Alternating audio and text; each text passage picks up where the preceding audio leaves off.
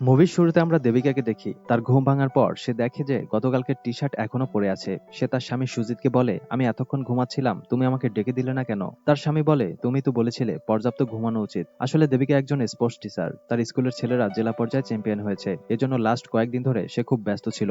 সুজিত বলে, তুমি ঘুমের মধ্যে কি যেন বলতেছিলে। কথা বলতে বলতে সে দেখে দেবিকার কানে দুল নেই। দেবিকাকে জিজ্ঞেস করলে সে মনে করতে পারে না দুলগুলো সে কোথায় রেখেছে। সুজিত হসপিটালে ছোটখাটো একটা চাকরি করে। দেবিকা ও সুজিতের বিয়ে 4 বছর হয়েছে, কিন্তু তাদের এখনো কোনো বাচ্চা হয়নি। তারা প্রায় সব ধরনের ট্রিটমেন্টও করিয়েছে, তবুও কোনো সফলতা আসেনি। তাই তারা বিভিন্ন মন্দিরে গিয়ে পুজো করে আসছে। সুজিতের অফিসের সময় হলে সে বাইক নিয়ে বেরিয়ে পড়ে। সুজিত চলে যাওয়ার পর দেবিকা যখন তার ড্রেস চেঞ্জ করতে যায়, তখন সে লক্ষ্য করে তার শরীরে কিছু দাগের চিহ্ন। এগুলো কখন কিভাবে হয়েছে তা কিছুই মনে করতে পারে না। তাছাড়া তার শরীরে কিছু অস্বস্তি বোধ হচ্ছিল।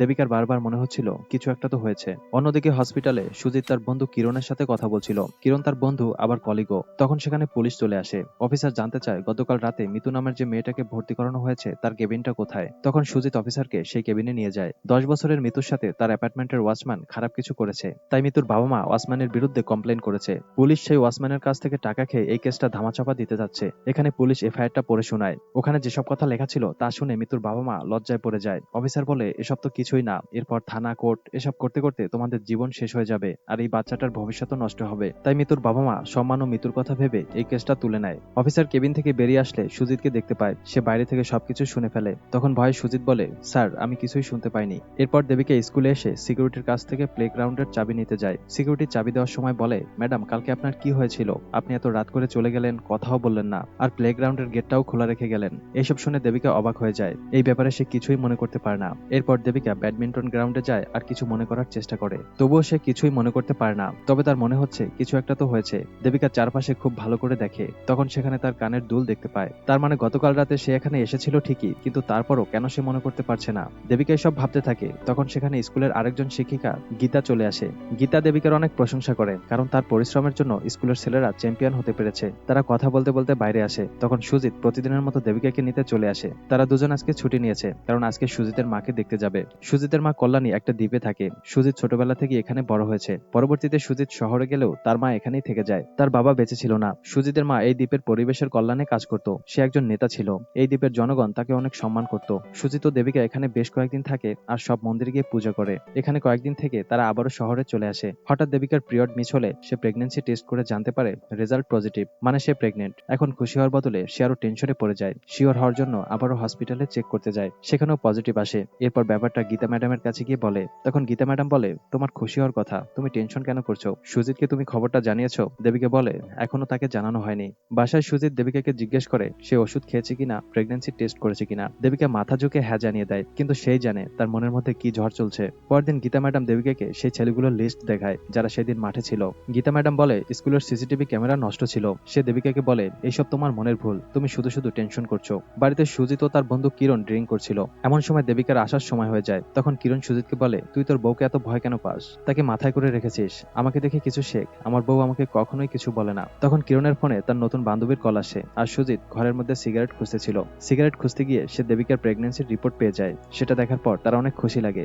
রাতে সুজিত অপেক্ষা করছিল কখন দেবিকা তাকে এই খুশির খবরটা দেবে, কিন্তু দেবিকা কিছু না বলেই ঘুমিয়ে পড়ে। পরদিন দেবিকা তার স্টুডেন্টদের মধ্যে সঞ্জিত নামের একজন স্টুডেন্টের ভাইয়ের বিয়ের কার্ড ফেসবুকে দেখতে পায়। তার সব মুখগুলো চেনা চেনা লাগছে। দেবিকা সুজিতকে বলে তার মায়ের শরীর খারাপ। সুজিতকে মিথ্যে বলে সে বেরিয়ে পড়ে। সঞ্জিত তার বাড়িতে দেবিকাকে দেখে চমকে যায়। দেবিকা সঞ্জিতকে জিজ্ঞেস করে, তোমার বাকি বন্ধুরা কোথায়? সঞ্জিত এই কথার জবাব না দিয়ে কথা ঘুরিয়ে দেয়। তারপর অনুষ্ঠান শেষ হলে দেবিকাকে গাড়িতে করে পৌঁছে দেয়। সঞ্জিত বলে, আমরা 3 বছর ধরে স্কুলের চ্যাম্পিয়ন হয়ে আসছি, কারণ স্কুলের ম্যানেজমেন্টের সাথে আমাদের খুব ভালো সম্পর্ক রয়েছে, আর আমরা 3 বছর ধরে ফেল করে একই ক্লাসে আছি। এসব বলতে বলতে সে হেসে ফেলে। দেবিকা তাকে কিছু ছবি দেখিয়ে বলে, তোমার এই বন্ধুদের সাথে দেখা হয়? সঞ্জিত বলে, হ্যাঁ দেখা হয়, তবে কখনো কখনো। তারা সবাই এখন কাজ করে। দেবিকা সুযোগ বুঝে তার মোবাইলে রেকর্ডিং অন করে গাড়িতে রেখে বাইরে যায়, আর বলে, আমি এটিএম থেকে টাকা তুলে আসছি।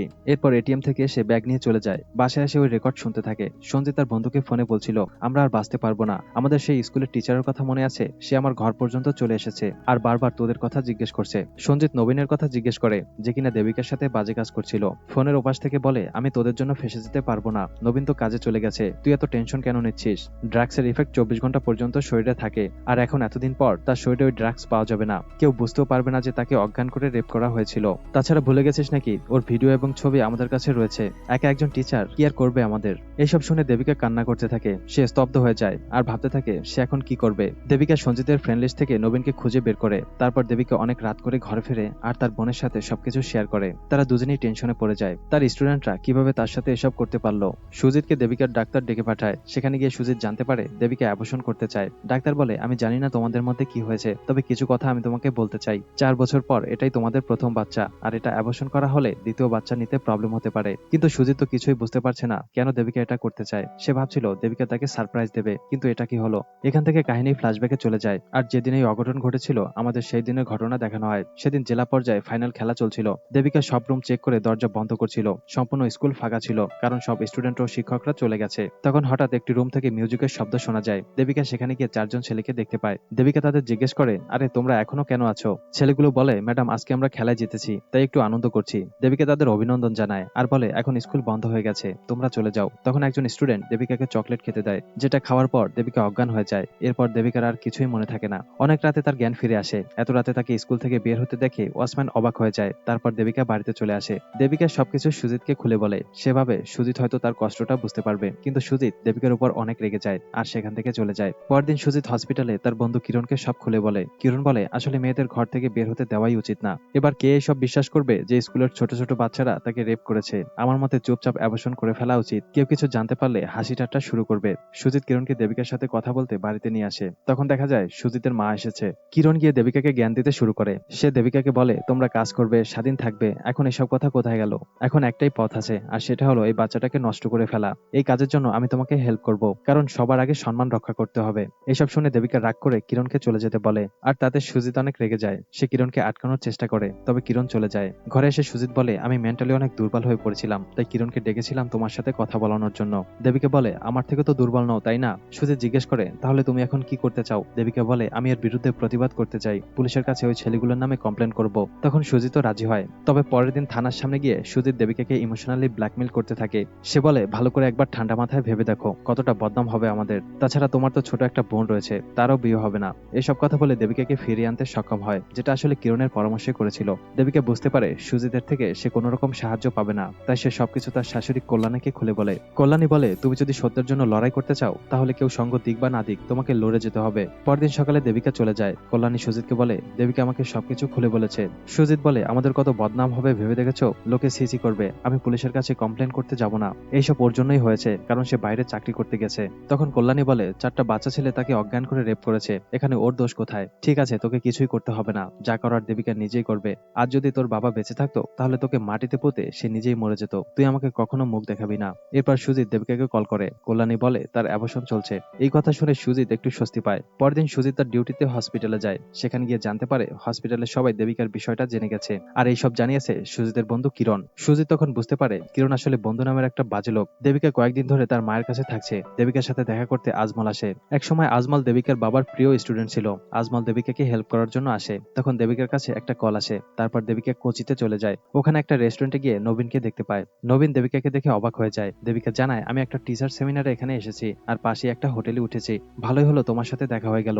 এই শহরে আমি নতুন, তুমি যদি আমাকে একটু ঘুরিয়ে দেখাও তাহলে আমার খুব ভালো লাগবে। তখন দেবিকা ইচ্ছে করেই নবীনকে তার কাছে আসার হিন্ট দেয়। রেস্টুরেন্ট থেকে বের হয়ে দেবিকা একটা লোকের সাথে দেখা করে আর বলে, হ্যাঁ ভাই, এটাই সেই ছেলে। এই লোকটার নাম বিনোদ। বিনোদ বলে, তুমি চিন্তা করো না, ছেলেটা আমার এলাকায় আছে, তুমি নিশ্চিন্তে বাসায় চলে যাও। এরপর বিনোদ একটা বাইকে করে চলে যায়। সন্ধ্যায় বিনোদ প্রচুর মদ খেয়ে দেবিকার কাছে ফিরে আসে। প্রথমে তো দেবিকা অনেক রেগে যায়, কিন্তু লোকটি মদ খেলেও দেবিকার সাথে কোনো খারাপ আচরণ করেনি। বিনোদকে আসলে দেবিকার শাশুড়ি কল্যাণী পাঠিয়েছিল তার ছেলের বউকে সাহায্য করার জন্য। তখন বিনোদ বলে, কল্যাণী মায়ের আদেশ আমার কাছে সবার উপরে, তুমি নিশ্চিন্তে থাকো, আমি সবকিছু সামলে নেব। পরদিন দেবিকা সেখানে চলে যায় যেখানে নবীনকে সে একা আসতে বলেছিল। এদিকে সুজিত অনেকদিন ধরে দেবিকাকে কল করছিল। দেবিকা ফোন না ধরায় সুজিত তার মায়ের কাছে চলে আসে। প্রথমে তো কল্যাণী তার সাথে কোনো কথা বলে না, কিন্তু পরে তাকে একটা থাপ্পড় মেরে জড়িয়ে ধরে। মায়ের মন গলে যায়। এদিকে নবীন দেবিকাকে দেখে খুব খুশি হয়। দেবিকা তাকে বলে, বসো, আমি ওয়াশরুম থেকে আসছি। ওয়াশরুমে গিয়ে সে বিনোদ ভাইকে কল করে, কিন্তু কলে বিনোদকে পাওয়া যায় না। কিছুক্ষণ পর দেবিকা বাইরে আসলে নবীন তাকে জোর করে জড়িয়ে ধরে, কিন্তু দেবিকা কোনো প্রতিরোধ করে না। সে কারো আসার অপেক্ষা করছে।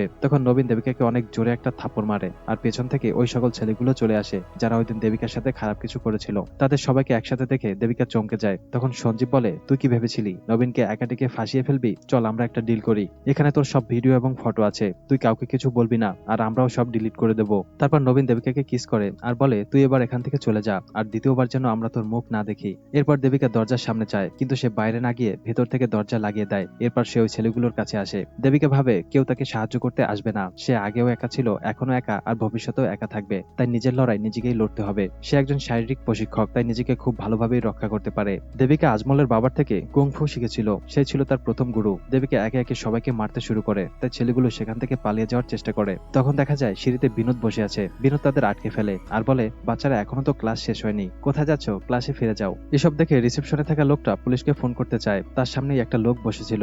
এই লোকটা বিনোদের সাথে ছিল। সে রিসেপশনে ছেলেটাকে বলে, আমি একজন পুলিশ কর্মকর্তা। তখন লোকটা ভয়ে ভয়ে আর কল করে না। আজ ছেলেগুলো অনেক কঠিন শাস্তি পেয়েছে, যা কোনো ক্লাসে দেওয়া হয় না। এই শাস্তি তারা সারা জীবন মনে রাখবে। তখন দেবিকার কাছে কল্যাণীর ফোন আসে। কল্যাণী দেবিকার কষ্টটা খুব ভালো করেই বুঝতে পেরেছিল। কয়েকদিন পর দেবিকা সুজিতের সাথে দেখা করতে রাজি হয়। সুজিত তাকে ফিরিয়ে নিতে চায়, কিন্তু আসল ব্যাপারটা হলো এই সংসার কি আর আগের মতো আছে? দেবিকা কার কাছে ফিরে যাবে? কিছু সিদ্ধান্ত আমাদের ভেতরের ভয়টাকে দূর করে দেয় আর নতুন করে বাঁচতে শেখায়। দেবিকা জানায় বাচ্চা এখনো তার গর্বেই আছে, সে তাকে মারতে চায় না। তখন সুজিত আবারও চমকে ওঠে আর এই গল্পটা এখানেই শেষ হয়ে যায়। বন্ধুরা, এই মুভির গল্পটা তোমাদের কেমন লেগেছে কমেন্টে জানাও। এরকম দারুণ সব মুভির এক্সপ্লেনেশন দেখতে ভিডিওতে লাইক দিয়ে চ্যানেলটি সাবস্ক্রাইব করো। কথা হবে নতুন কোনো গল্প নিয়ে। ততক্ষণ পর্যন্ত আমাদের আগের ভিডিওগুলো উপভোগ করো। Good bye.